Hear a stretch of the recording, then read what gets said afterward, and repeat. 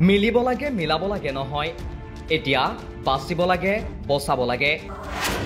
মুখ্যমন্ত্ৰীৰ পত্নীক ৰক্ষণাবেক্ষণ দিবলৈ তৎপৰ বিজেপি।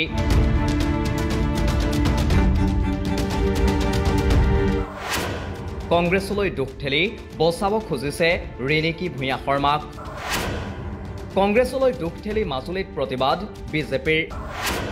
দৰাচলতে আঁৰত কংগ্ৰেছ নে মুখ্যমন্ত্ৰীৰ পৰিয়ালৰ মাটি নহয়। অধ্যক্ষ মহোদয় চাওক, আমাৰ ইণ্টেনশ্যনটোত যদি কালি আকৌ এটা মাজুলীত নতুন আন্দোলন হৈ যাওক, গতিকে কাৰণ ক'লো নহয় মই খুব চেঞ্চিটিভ মানুহ। আপোনাৰ এই বক্তব্যটো এতিয়া ভিডিঅ' হ'ব, ভিডিঅ' হৈ পেলাই ই চাৰ্কুলেশ্যনত যাব আৰু যাই পেলাই মানুহৰ মনত হাজাৰটা প্ৰশ্ন উদয় হ'ব। সেইকাৰণে অধ্যক্ষ মহোদয় মই দিছোঁ যে এইটো ডিছকাশ্যনটোতে আমি নাযাওঁ। মাননীয় অধ্যক্ষ মহোদয়, that provision regarding the Majuli may be dropped and আমি মাজুলীৰ কাৰণে বেলেগ কৰি আছোঁ। এয়া বিধানসভাৰ সদ্যশেহতীয়া দৃশ্য। অসম ভূমি আৰু ৰাজহ অধিনিয়ম দ্বিতীয় সংশোধনী বিধেয়ক 2024 গৃহীত হোৱাৰ পূৰ্বে কিদৰে মাজুলীক বাহিৰ কৰা হৈছিল সংশোধনৰ পৰা, এয়া সেই দৃশ্য। ইয়াৰ পাছতেই দি ক্ৰছ কাৰেণ্টৰ অনুসন্ধানত পোহৰলৈ আহে মুখ্যমন্ত্ৰীৰ পৰিয়ালে মাজুলীত ক্ৰয় কৰা ভূমিৰ তথ্য।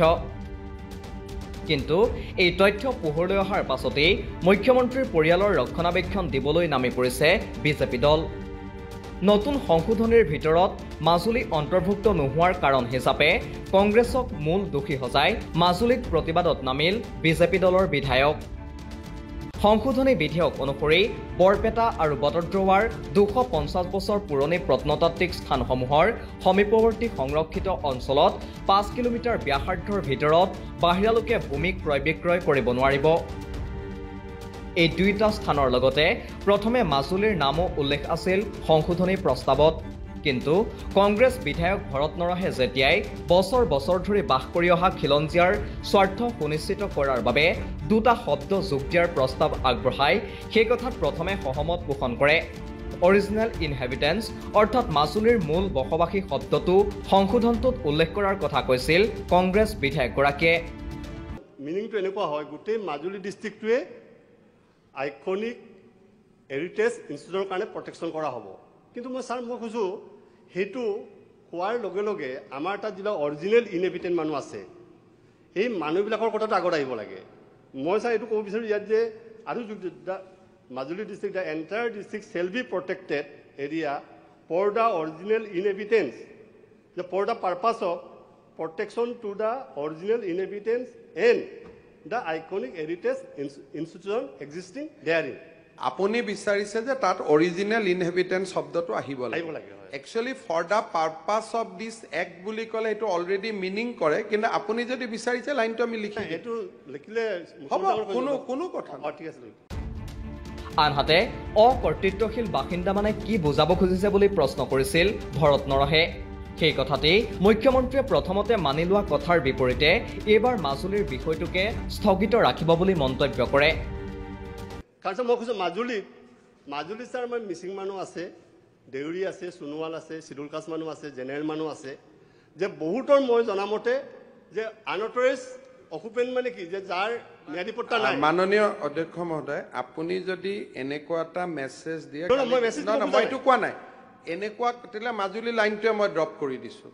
কাৰণ আপুনি কৰি দিওঁ, কাৰণ আপুনি বস্তুটো এতিয়া লৈ এনক্ৰচমেণ্ট ইটো সিটোলৈকে লেয়াৰটো বঢ়াই বঢ়াই আপুনি এটা অদ্ভুত চিটুৱেশ্যন কৰি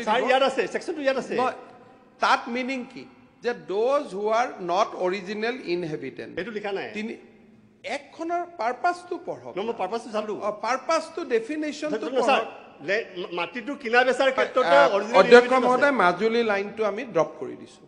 কাৰণ এনেকুৱা কোনো এটা আপুনি এনেকুৱা এটা কথা কৈ দিলে পিছত আকৌ মাজুলীটো চিন্তা কৰি লৈ আহিব। কাৰণ আপুনি নহয় অধ্যক্ষ মহোদয় চাওক, আমাৰ ইণ্টেনশ্যনটোত যদি কালি আকৌ এটা মাজুলীত নতুন আন্দোলন হৈ যাওক।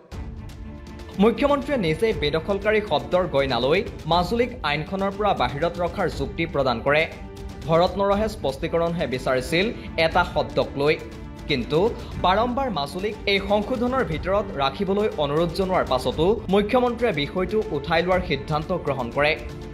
চাওক, আমাৰ ইণ্টেনশ্যনটোত যদি কালি আকৌ এটা মাজুলীত নতুন আন্দোলন হৈ যাওক গতিকে কাৰণ ক'লো না মই খুব সেনসিটিভ মানুহ আপোনাৰ এই বক্তব্যটো এতিয়া ভিডিঅ' হ'ব ভিডিঅ' হৈ পেলাই ই সাৰ্কুলেশ্যনত যাব আৰু যাই পেলাই মানুহৰ মনত হাজাৰটা প্ৰশ্ন উদয় হ'ব সেইকাৰণে অধ্যক্ষ মহোদয় মই দিছোঁ যে এইটো ডিছকাশ্যনটোতে আমি নাযাওঁ মাননীয় অধ্যক্ষ মহোদয় that provision regarding the Majuli may be dropped and আমি মাজুলীৰ কাৰণে বেলেগ কৰি আনিম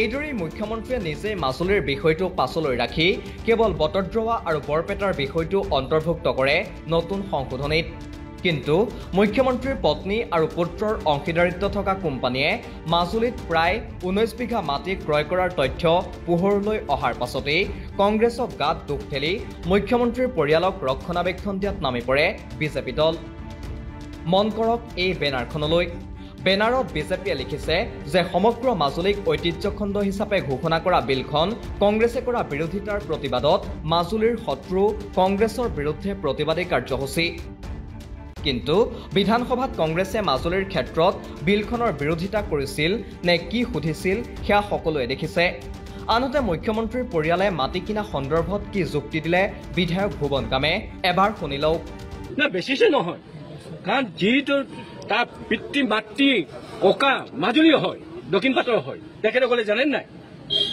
কংগ্ৰেছে জানেন নাই এইটো গোটেই প্ৰক্ৰিয়াটো মানে ডাইভাৰ্ট কৰিবৰ কাৰণে এইটো এটা চলি আছে আৰে কেনেকৈ ডাইভাৰ্ট কৰিব আপোনালোকে খবৰ লৈ আহক দক্ষিণ পাটত খবৰ লৈ আহক তেখেতৰ ককা দেউতাক মাক তাৰ আছিল নহয় তেনে আৰু ক'লে হ'ব নি এইদৰে এতিয়া মাজুলীক লৈ বিজেপিয়ে আৰম্ভ কৰিছে মিথ্যাচাৰৰ ৰাজনীতি কাৰ বাবে মাজুলীক অসম ভূমি আৰু ৰাজহ অধিনিয়মৰ সংশোধনৰ ভিতৰত অন্তৰ্ভুক্ত কৰা নহল এইসমূহ ভিডিঅ' লক্ষ্য কৰিলেই অনুমেয় হৈ পৰে সকলো কথা ইয়াৰ পাছত প্ৰশ্ন হয় মাজুলীৰ প্ৰকৃত শত্ৰু কোন news desk report the cross current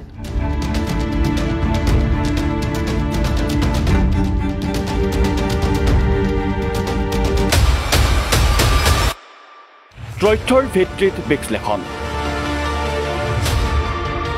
যুক্তিৰ আধাৰত সিদ্ধান্ত দি ৱাইৰৰ national affairs editor Sangeeta Barua পিছৰতিৰ বিশেষ অনুষ্ঠান নিৰ্ণয় প্ৰতি সোমবাৰৰ পৰা বৃহস্পতিবাৰলৈ নিশা 9 বজাত কেৱল দি ক্ৰছ কাৰেণ্টত